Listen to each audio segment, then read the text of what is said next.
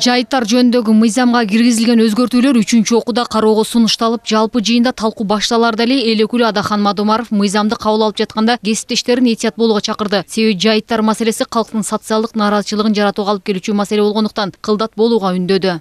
Ушу мыйзамды кабыл алып атканда аябай этият болсок да, мен билишимче талкууда Султанбай Айжигитовдун аябай толгон токой сунуштары болду. Бирок азыр эми жазуу жүзүндө сунуш келип түшкөн жок деп атат. Депутат дайым эле жазуу жүзүндө бербейт. Мыйзам талкуу болуп атканда сунуштар кетет. Ошонун баарын жазып олтуруш керек. Жайыттар маселеси Кыргызстандагы эң социалдык нааразычылыкты жаратуучу маселе.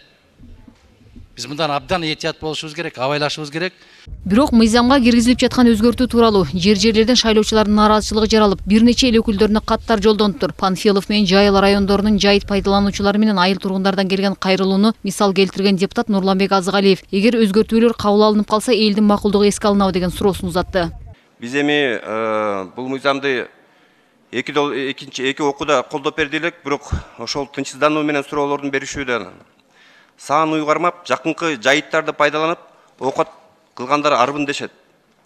Кыргыз Республикасынын жер кодексине жайыттар жөнүндө мыйзамына өзгөртүүлөрдү киргизгенден кийин элдин макулдугу менен жайыттар мал жайуудан тышкары бак отургузууга жана башка пайдалануу түрлөрүнө берилеби? Белгилегеч керек, бул жерде айыл чарба продукциясын өндүрүү үчүн деп мыйзамда так норма сунушталып атат. Бул эмне деген сөз?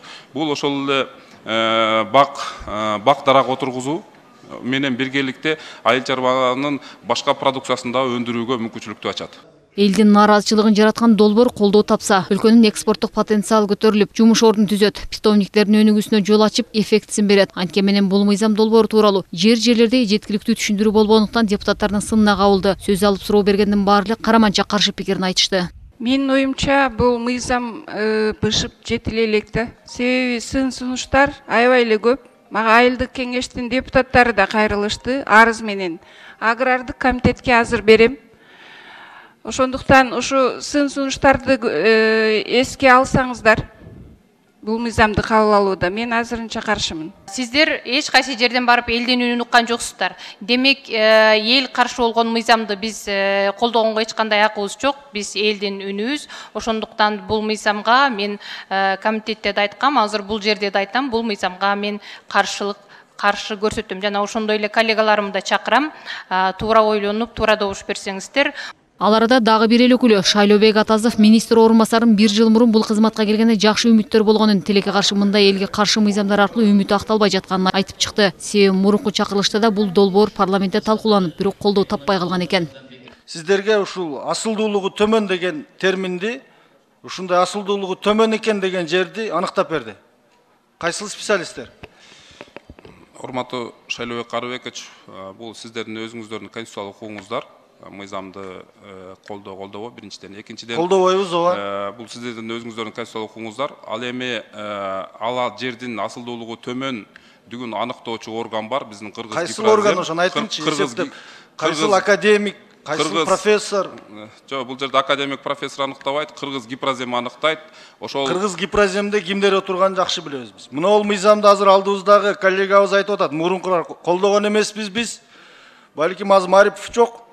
Ошолордун арасында бир 10 жыл отурган коррупционер 1-2 депутат колдошу мүмкүн, башка эч ким колдогон эмес. Мына бул элге каршы мыйзам. Илгерки колхоз совхозду талкалаган өңдүү мыйзамдардын бирине айланаарына бір күндө ишенген эл өкүлү мындай сунушту коррупционер депутаттар эле колдоосу түшүнгөн адамдар караманча каршы болот дейт. Бирок эл өкүлүнүн бул оюна таптакыр кошулбаган кесиптеши Балбак Төлөбаев долбоорду колдоочулардын катарына кирерин, бирок коррупционерлердин тизмесине кошулбастыгын айтып терикти. Сиз айтып атасыз, туура түшүндүмбү, туура эмес түшүндүмбү? Бир-эки эле депутат, анан коррупционер депутаттар эле колдобосо бул мыйзамды колдобойбуз деп. Мына мен колдойм бул мыйзамды. Мен коррупционерминби? Эгер туура эмес түшүнүп калсам, кечирим сурайм. Азыр стенограммадан бир карап коелу. Мен губернатор болуп иштеп жүргөндө бул мыйзам жок болгон үчүн 110 миң Ысык-Көл областынын жери иштетилбей кагырап таш болуп турат. Эми кичине бирибизди сыйлайлы да.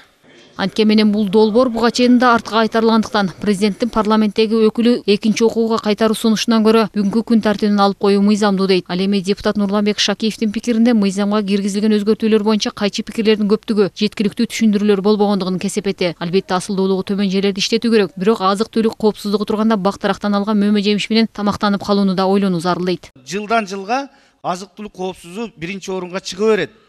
Бул маселе. Эгерде бардыгын бактарак кылып койсо, Кыргыз элинде алма, жаңгак, мисте менен тамактанып, ошо менен азыктанып жашап калабы.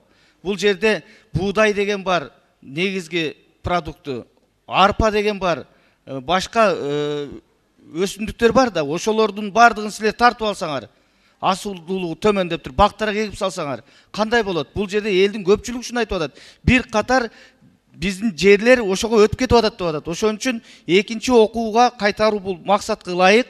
Талаш тартыш узакка созулуп, мыйзамды экинчи окуу режимине кайтаруу сунушу көпчүлүктүн колдоосуна ээ болду. Түшүндүрүү жакшы болбогондуктан бул маселени талкуулоодо парламенттик угуу өткөрүү, жайыт коомдорунун элдин пикирин эске алуу зарылдыгы айтылды. Антпесе социалдык чыңалууга алып келген документ болбошу керек. Шекер Сатыбалдиева, Аскар Маратов, Нью ТВ.